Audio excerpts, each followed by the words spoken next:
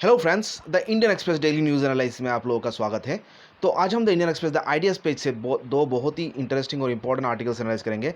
सबसे पहले जो आर्टिकल एनालाइज करेंगे ये है डीकॉपलिंग फ्रॉम चाइना। ये जो भारत ने जो चाइना के साथ जो ट्रेड रिलेशन या जो वाणिज्यिक रिलेशनशिप बंद करने की बात कर रही की है, उसी पे ये आर्टिकल है। उससे क्या इफेक्ट होगी, खासतौर पे जो हमारे फार्मास्यूटिकल सेक्टर है उसमें क्या इम्पैक्ट होगी, उसी पे चर्चा किया गया है। और दूसरा जो आर्टिकल हम एनालाइज करेंगे ये है इन प्लास्टिक क्राइसिस। ये बहुत ही इंटरेस्टिंग आर्टिकल है। ये जो हमारे कोरोना वायरस की महामारी हेतु जो विश्व भर में जो सिंगल यूज़ प्लास्टिक एसयूपी जो बढ़ गई है, उससे जो एनवायरमेंटल इम्पैक्ट होगा, तो उसी पे ये आर्टिकल है। तो आइए एनालिसिस करते हैं इन दोनों आर्टिकल्स का। तो दोस्तों, सबसे पहले जो आर्टिकल एनालाइज करेंगे आज ये है डीकॉपलिंग फ्रॉम चाइना। तो आइए देखते हैं डिटेल्स में इस आर्टिकल में क्या लिखा है।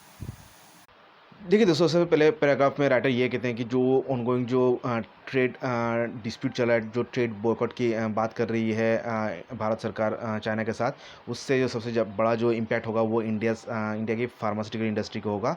और इससे जो जुड़े हुए विश्व की कई सारे देश जो भारत के ड्रग सप्लाई पे डिपेंडेंट है, उनको वो भी इससे अफेक्टेड होंगे, ये कहना है राइटर का।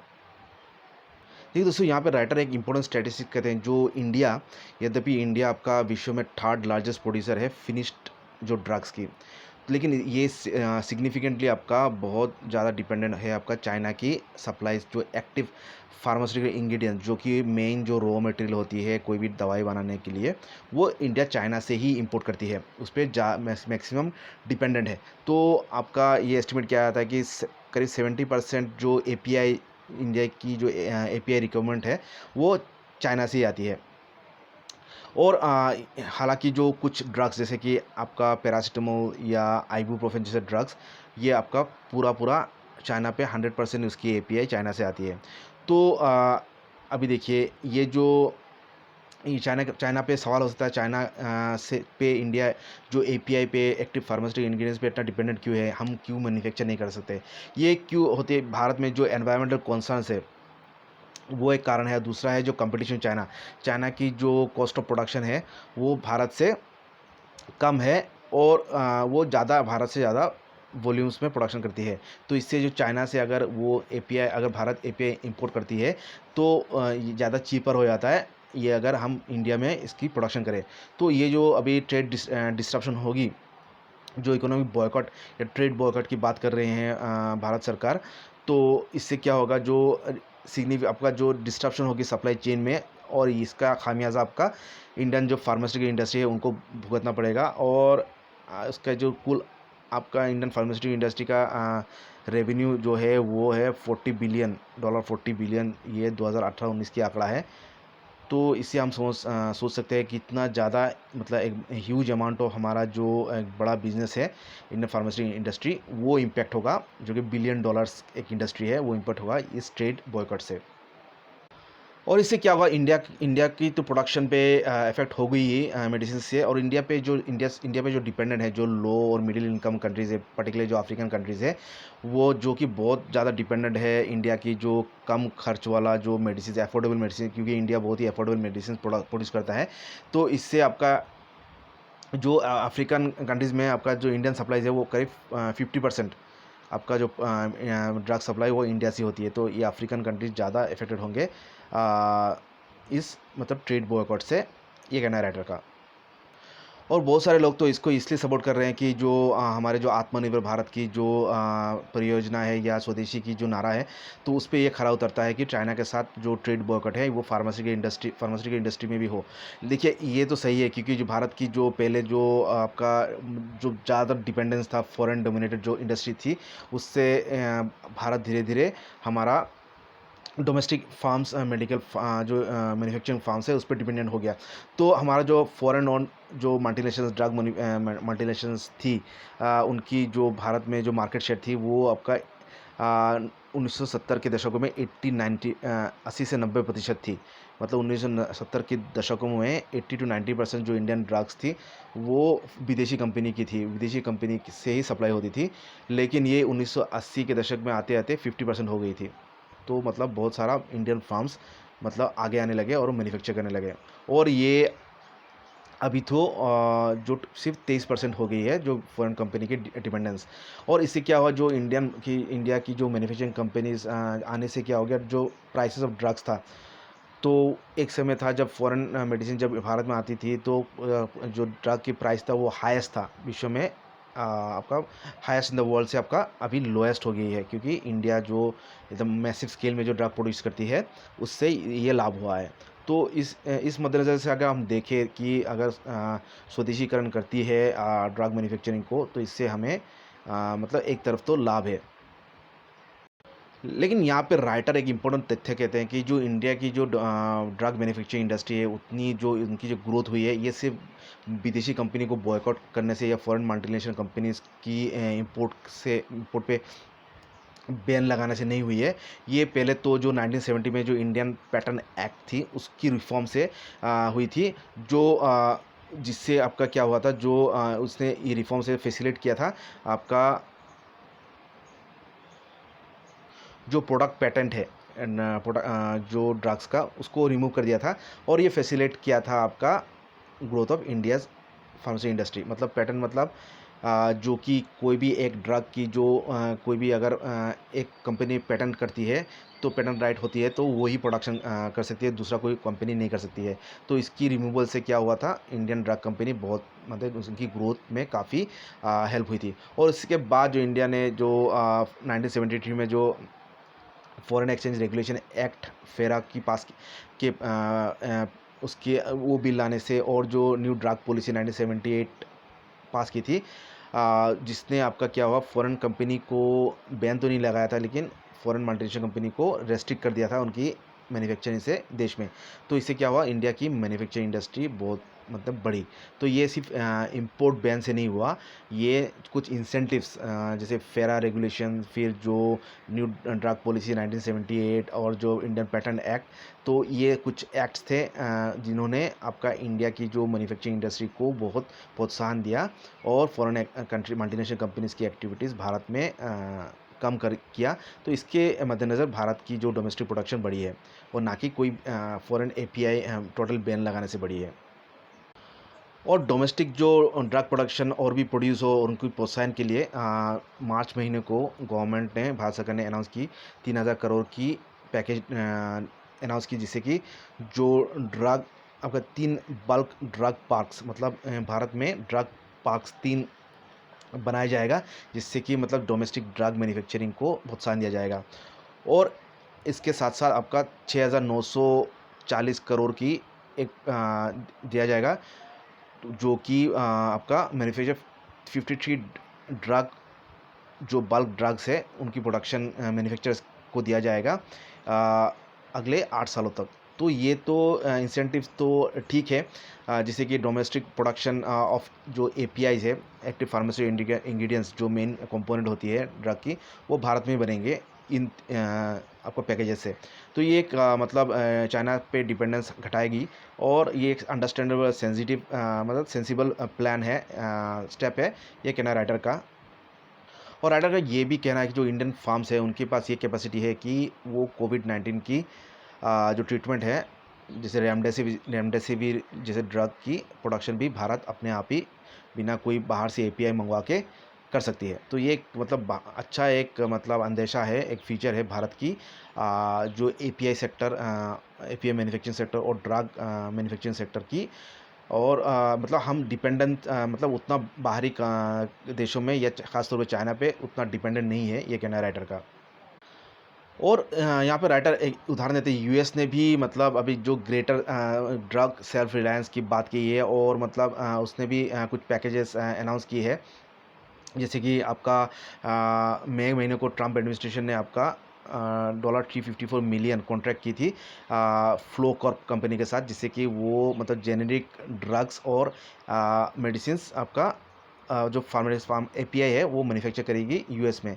यद्यपि यूएस ने ये स्टेप लिया था कि ग्रेटर सेल्फ रिलायंस की वो आत्मनिर्भर बने, और ड्रग जो एपीआईज है या ड्रग्स है वो मतलब यूएस में ही बने और चाइना पे डिपेंडेंट ना हो। लेकिन ये विदाउट इमीडिएट बॉयकॉट, मतलब इमीडिएटली अगर उसने भी मतलब इमीडिएट बॉयकॉट से दूर रहा, मतलब अक्लमंदी नहीं सोचा, क्योंकि अभी तो उनको एक एपीआई तो अगर प्रोडक्शन से पहले वो जब तक मतलब आत्मनिर्भर नहीं बनता है एपीआई प्रोडक्शन में, उससे पहले बॉयकॉट करना मतलब उतना अक्लमंदी नहीं होगा।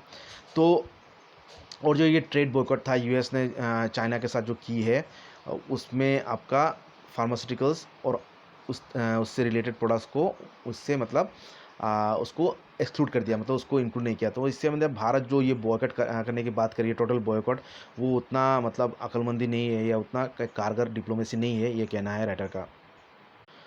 और यहाँ पर राइटर कहते हैं कि जो इंडिया जो टोटल जो डिपेंडेंस जो चाइना पे बंद करने की बात करती है, वो इतना इजी नहीं होगा अचीव करना, और इसके लिए एक स्ट्रेटेजिक डिकॉपलिंग मतलब उस पॉलिसी चाहिएगा, और सिग्निफिकेंट पॉलिसी सपोर्ट भी लगेगा, क्योंकि ये मतलब जल्दी नहीं होने वाला इंडिजिनाइजेशन, मतलब हमारे डोमेस्टिक जो मार्केट है वो इतना जल्दी कारगर नहीं हो सकता, वो या उतना रिक्वायर्ड प्रोडक्शन नहीं कर सकता इमिडिएटली।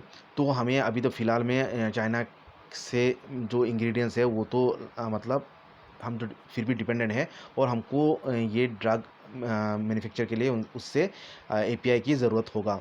और यहाँ पे कहते हैं अगर शॉर्ट रन में अगर जो बॉयकॉट और बैन जो सरकार करेगी, वो काउंटर प्रोडक्टिव होगा जो भारत की इंडस्ट्री के लिए, उनको क्योंकि एपीआईज नहीं मिलेगा, और इससे जो ड्रग एक्सेस है, जो इजी एक्सेस हमें मिलती है या कम पैसे में जो ड्रग एक्सेस हमें मिलती है, वो भी आ, उससे भी हमें वंचित रहना होगा। और ये ना कि सिर्फ इंडियन सिटीजन्स भारत के नागरिक को इफेक्ट करेगा, बल्कि जो दूसरे देश जैसे अफ्रीकाई देश या जो थर्ड वर्ल्ड कंट्रीज़ हैं बहुत सारे, साउथ एशियन कंट्रीज़ या जो मिडिल ईस्ट के कंट्रीज़ भी कुछ डिपेंडेंट हैं, तो इससे हमारा जो वो भी अफेक्टेड होंगे, ये कहना है राइटर का। तो ये था आर्टिकल डीकोपलिंग फ्रॉम चाइना का एनालिसिस। तो आइए आज का नेक्स्ट आर्टिकल एनालाइज करते हैं। इसका शीर्षक है इन ए प्लास्टिक क्राइसिस। देखिए दोस्तों, इस आर्टिकल में राइटर परमेश्वरन अय्यर जी ये कहते हैं कि जो कोरोना वायरस की महामारी हेतु जो हमारे जो लॉन्ग स्टैंडिंग एनिमी थी, जो सिंगल यूज़ प्लास्टिक, उसकी मतलब बेतहाशा उसकी बढ़ोतरी हुई है, क्योंकि सभी का ये सोचना है कि सिंगल यूज़ प्लास्टिक से जो कोरोना वायरस की महामारी उससे रोक सकते हैं, क्योंकि जो ग्लोव्स वगैरह या मास्क वगैरह या पीपीई किट्स है, वो सभी मतलब सिंगल यूज़ प्लास्टिक से बन रहे हैं। और इससे क्या हो रहा है कि विश्व भर में जो नॉन रिसाइक्लेबल आइटम्स है, जैसे कि प्लास्टिक लाइन मास्क है, ग्लोव्स है, हैंड सैनिटाइजर बॉटल्स है, और जो पीपी किट्स है वो मतलब बहुत बढ़ गए हैं। और जो डे टू डे आइटम्स जैसे कि प्लास्टिक बैग्स एंड और जो डिलीवरी पैकेजेस है, उसकी भी बहुत ज़्यादा बढ़ोतरी हो गई है। तो इससे हम ये एस्टिमेट कर सकते हैं कि कितना ज़्यादा मतलब ग्लोबली सिंगल यूज़ प्लास्टिक की प्रोडक्शन बढ़ गई है ये कोरोना वायरस की महामारी हेतु। देखिए दोस्तों, यहाँ पे राइटर एक इम्पोर्टेंट आंकड़ा बताते हैं कि 2018 की जो रिपोर्ट तैयार की थी मैकिन्सी ग्रुप ने, उसने एस्टिमेट किया था कि विश्व भर में करीब आपका साल भर में 350 million tons of plastic waste generate होती है, और इसमें से आपका 16% ही आपका रिसाइकिल होती है। और आज आज की जो वर्ल्ड हेल्थ ऑर्गेनाइजेशन की एस्टिमेट है, वो हम विश्व भर में आपका करीब 89 मिलियन मास्क यूज़ हो रही है, और 16 मिलियन ग्लोव्स की प्रोडक्शन हर मंथ को प्रोड्यूस हो रही है। और ये जो टोटल प्रोडक्शन है प्लास्टिक की, सिंगल यूज़ प्लास्टिक की, वो मैकिन्सी रिपोर्ट से भी अभी कहीं ज़्यादा बड़ा है।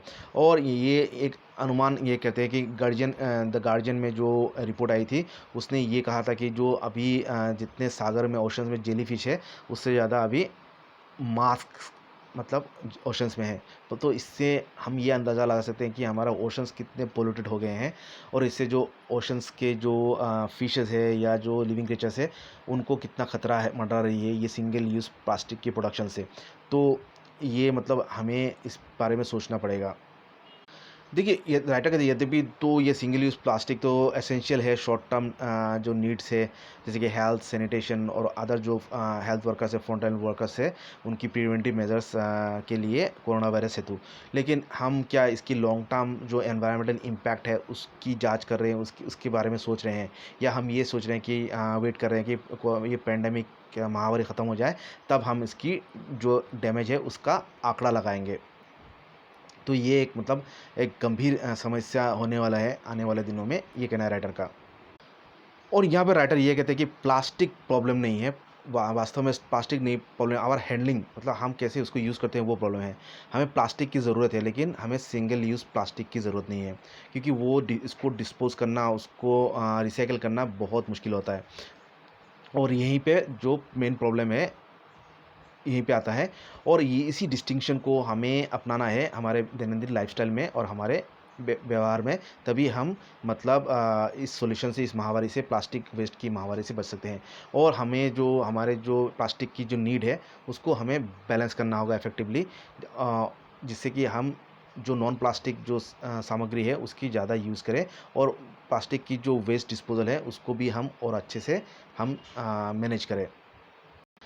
देखिए, यहाँ पर राइटर एक और सॉल्यूशन देते हैं कि हमें जो सिंगल यूज़ प्लास्टिक की जो इश्यू है, इसको सिर्फ़ एक पर्यावरण या एनवायरमेंटल प्रॉब्लम ना सोच के उसे एक इकोनॉमिक अपॉर्चुनिटी के रूप में भी पकड़ना चाहिए। और हमें इस तरह से न्यू बिज़नेस मॉडल्स तैयार करना चाहिए, जो कि प्लास्टिक की सस्टेनेबिलिटी या रीयूज़ की बारे में सोचे। यहाँ पे राइटर जो अफ्रीकन कंट्री युगांडा की एग्ज़ाम्पल देते हैं, वहाँ जहाँ पे आपका प्लास्टिक जो वेस्ट है उसको मेल्ट करके आपका फेस शील्ड बना रहे हैं, और उसको मतलब फेस मास्क बना रहे हैं प्लास्टिक को गला के, और उसको बेच रहे हैं $1 के। तो सोचिए, प्लास्टिक जो रिसाइकल प्लास्टिक वेस्ट को रिसाइकल करके उनको पैसा भी मिल रहा है। तो ये एक मतलब न्यू बिज़नेस मॉडल, इस बारे में हमें सोचना है, जिससे कि सिंगल यूज़ प्लास्टिक को हम दोबारा यूज़ कर सकें। और सिमिलरली हमें यहाँ पे राइटर सिंगापुर के एग्जांपल देते हैं, जहाँ पे आपका सिंगल यूज़ प्लास्टिक के बजाय लोग स्टेनलेस स्टील कप्स यूज़ कर रहे हैं, और बैम्बू बॉक्सेस, जो बाँस के बनाया हुआ बॉक्सेस यूज़ कर रहे हैं। और ये आपका जब यूज़ करने के बाद उसको फिर से रिटर्न किया जाता है, फिर से यूज़ के लिए उसको वॉश किया जाता है और उसको सैनिटाइज़ किया जाता है। तो इससे क्या होता है, ये एनवायरनमेंट फ्रेंडली भी होता है, और मतलब प्लास्टिक की यूज़ में भी मतलब बहुत रिडक्शन होती है। और यहाँ पे राइटर एक टेक्टोनिक शिफ्ट या एक विशाल एक परिवर्तन की बात करते हैं, जो कंज्यूमर की व्यवहार हेतु जो प्लास्टिक को लेके है। तो आपका सभी लोगों को, सभी व्यक्ति, सभी कंज्यूमर को अंडरस्टैंड करना होगा उनकी रोल, जो प्लास्टिक वेस्ट वैल्यू चेन में वो क्या रोल निभाते हैं, और इसी पावर को यूज़ करके वो जो अनसस्टेनेबल जो यूज़ है या अप्रोच है प्लास्टिक को लेके, उसको वो चेंज कर सकते हैं। और ये अप्रोच ऑलरेडी जो भारत के जो गाँवों में ऑलरेडी शुरू हो गया है, और उन्होंने ये मतलब आपका फाइट अगेंस्ट जो सिंगल यूज़ प्लास्टिक उन्होंने ऑलरेडी आरंभ कर दिया है भारत, रूरल इंडिया में। तो जो विलेजर्स ने जो अपने आप को जो ओपन डिफेकेशन फ्री, जो मतलब खुले में जो लेट्रिन करने से जो जिन गाँवों को डिक्लेयर किया है वो ओडीएफ फ्री है, उन विलेज कम्युनिटीज़ ने अभी देश भर में प्लान किया है कि वो एक नया मुहिम चलाएंगे, जो कि आपका वेस्ट कलेक्शन है और सिग्रेगेशन, मतलब जो वेस्ट रियूजेबल है, वेस्ट को मतलब सेपरेट करेंगे, रियूजेबल और रिसाइकलेबल और नॉन रिसाइकलेबल में सेपरेट करेंगे, और उस जो भी सामान रिसाइकलेबल होता है उसको फिर से रिसाइकल करेंगे। और ये स्टार्ट हो गया है आपका ब्लॉक लेवल अंडर फेज़ 2, सभी ब्लॉक लेवल में शुरू हुआ है आपका जो स्वच्छ भारत मिशन की ग्रामीण जो स्वच्छ भारत मिशन है, उसकी फ़ेज़ 2 में ये ऑलरेडी स्टार्ट हो गई है। तो ये काफ़ी एक खुशखबरी है, ये अच्छा एक इनिशिएटिव है जो कि हमारे गाँव में ऑलरेडी शुरू हो गया है। तो इससे हम सीख ले सकते हैं, और हमारा जो बिहेवियर है या अप्रोच है प्लास्टिक को लेके, उसको हम चेंज कर सकते हैं। और अंत में राइटर हमारे 4 मंत्र कहते हैं जो प्लास्टिक यूज़ को लेके है, वो है रिफ्यूज़, उसको यूज़ ना करने है तो हमें रिफ्यूज़ करना होगा, फिर उसकी अगर यूज़ करें भी उसको रिड्यूस करना होगा, जितना हो सके कम यूज़ करना होगा, और रीयूज़ अगर यूज़ किए भी है उसको तो रीयूज़ में लगाएं, और रिसाइकिल करें। तो ये 4 मंत्र हैं प्लास्टिक यूज़ को लेके, जिससे कि एनवायरमेंटल जो पर्यावरण में इसकी इम्पैक्ट है उसको रिड्यूस किया जा सकता है। और अगर ये 4 मंत्र अगर फेल होता है, तो अंत में राइटर कहते हैं कि रिमूव और dispose of plastic safely and effectively, उसकी जो डिस्पोजल है वो हम जहाँ तहाँ उसको ना फेंकें, उसको हम एक जहाँ पे सेफली उसको डिस्पोज करें, जिससे कि उसकी एनवायरमेंटल इम्पैक्ट है वो बहुत हद तक मतलब कम हो जाए। तो यहाँ पे राइटर अंत में कहते हैं जो अगर वैक्सीन भी अगर बनाया गया इस कोविड-19 का, तो हर आपका जो वैक्सीन में तो plastic single use syringe use किया जाएगा, और उसमें होगा आपका, देखिए एक इम्पोर्टेंट आंकड़ा 0.052 milligrams of single use plastic use किया जाएगा। और अगर विश्व में अगर 7.8 बिलियन लोग हैं, अगर सभी लोगों ने अगर सभी लोगों का अगर वैक्सीनेट किया जाता है तो ये एडिशनल प्लास्टिक कंजम्पशन होगा 400 टन। तो अभी सोच सकते हैं आने वाले दिनों में हमारा जो प्लास्टिक वेस्ट की जो मतलब कितना बड़ा एक समस्या होगा। तो ये एक महामारी की तरह देखा जाएगा विश्व की पर्यावरण के मद्देनज़र।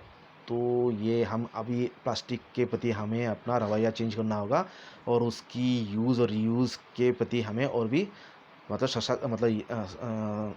मतलब अवेयर होना होगा और मतलब एक जिम्मेदारी वाला एक रोल निभाना होगा। तो ये था article in A plastic crisis का एनालिसिस। तो आशा करता हूँ आज का एनालिसिस आप लोगों को अच्छा लगा है तो लाइक कमेंट कीजिएगा और चैनल को सब्सक्राइब कीजिएगा। आज के लिए इतना ही। Thank you.